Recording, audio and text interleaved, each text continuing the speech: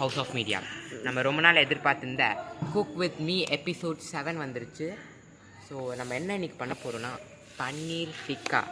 அப்படியே வாங்க சொல்லிகிட்டு போகிறோம். பன்னீர் டிக்கான்னு சொல்லும்போது தான் எனக்கு ஒரு ஞாபகம் வந்துச்சு.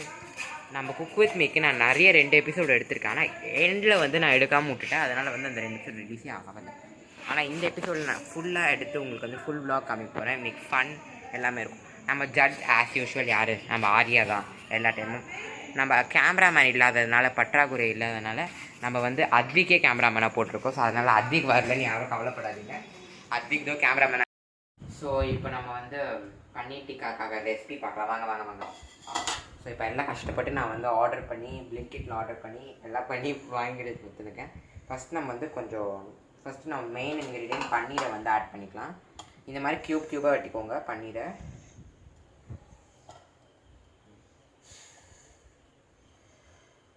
அதுக்கப்புறம் இந்த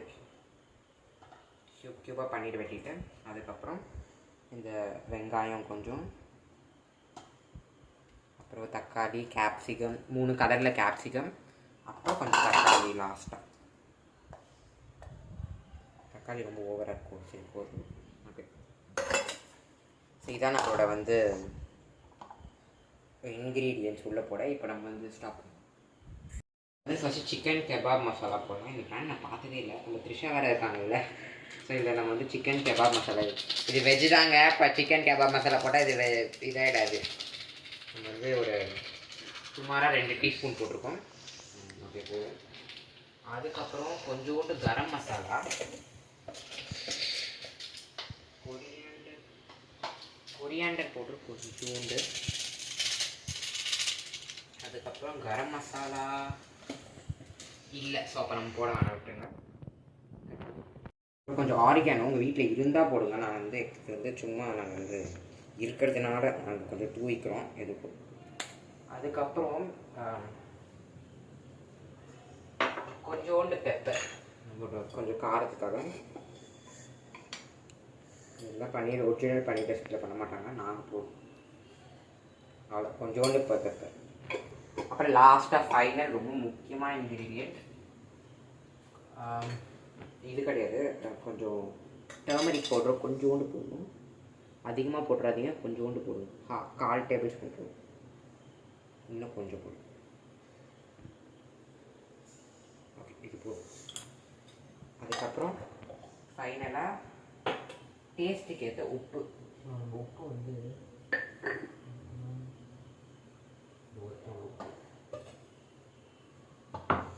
கொஞ்சோண்டு உப்பு ஆட் பண்ணிக்கலாம். இந்த ஒரு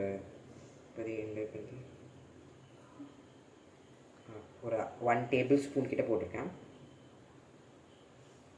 அப்புறம் நாங்கள் சால்ட் டேஸ்ட் பண்ணிட்டு போட்டுக்கலாம்.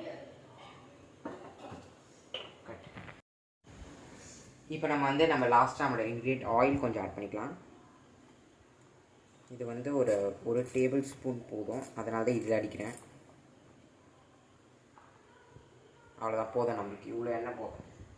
பிகாஸ் நான் இன்றைக்கி ஏர் ஃப்ரையில் குக் பண்ணுறதுனால லெஸ் ஆயில் போதும். அவ்வளோதான். இப்போ நம்ம மிக்சிங் ஒர்க்கு ஸ்டார்ட் பண்ணலாம். சரி, சும்மா வந்து ஒரு இது மாதிரி தான் கலக்கிறேன்.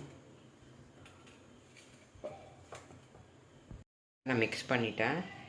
இதுதான் வந்து ஃபைனல் அவுட்புட். அந்த மேரினேட் பண்ணிவிட்டு இதை ஒரு 10 to 15 மினிட்ஸ் மேரினேட் பண்ணால் போதும். 10 மினிட்ஸ் ஆயிடுச்சு ஆக்சுவலி. நம்ம கேமராமேன் போனதுனால நான் தான் எடுக்க வேண்டியதாக இருக்குது. அதனால் என்னோடய மூஞ்சை காமிக்க முடியல, பரவாயில்ல.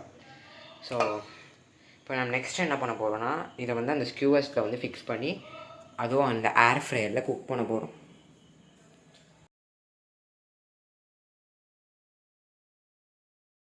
இந்த பார்த்தீங்கன்னா இந்த மாதிரி நீடில் மாதிரி இருக்கலாம். இந்த சைடில் தான் குத்தணும். நம்ம வந்து ஃபஸ்ட்டு ஒரு பன்னீர் எடுத்துக்கலாம். ஃபஸ்ட்டு பன்னீரை குத்தியாச்சா உள்ள போ பன்னீர். அதுக்கப்புறம் நமக்கு ஃபேவரட்டான வெஜ்ஜீஸ், அதாவது நம்ம ஆனியன், அப்புறம் ஒரு தக்காளி,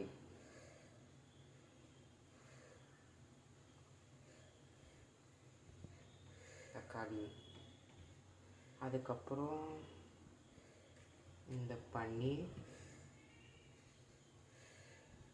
ஒரு டைமில் நீங்கள் ஒரு 3 பன்னீர் க்யூப் வச்சா போதும். ஒரு கேப்சிகம்,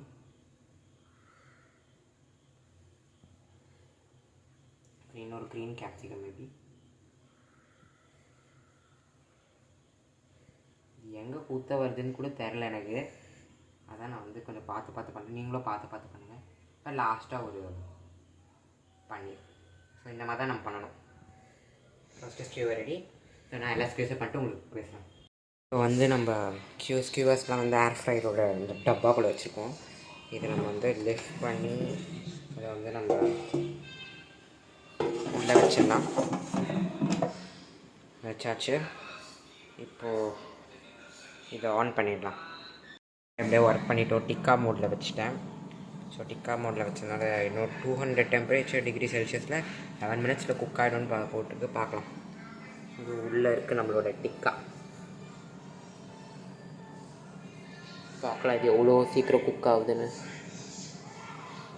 ஃபைனல் நம்ம வந்து இது ஒரு 11 மினிட்ஸ் தான் வந்துச்சு.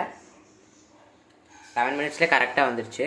அது டிக்கா சொன்ன மாதிரியே அந்த மெத்தட், அந்த ப்ரீ குக்கிங், அந்த இன்பில்ட்டான ஒர்க் வந்து கரெக்டாக பண்ணிடுச்சு. டேஸ்ட் பண்ணி பார்க்கலாம் எப்படி இருக்குன்னு. ஸோ அதுக்கு நம்ம ஆரியாவை கூப்பிடலாம். ஆரியா, இப்போ ஆரியா தான் நம்மளோட ஜட்ஜ், பன்னீர் டிக்கா ஜட்ஜ். நம்ம குக் வித் மீயோட 7வது எபிசோட ஜட்ஜ்.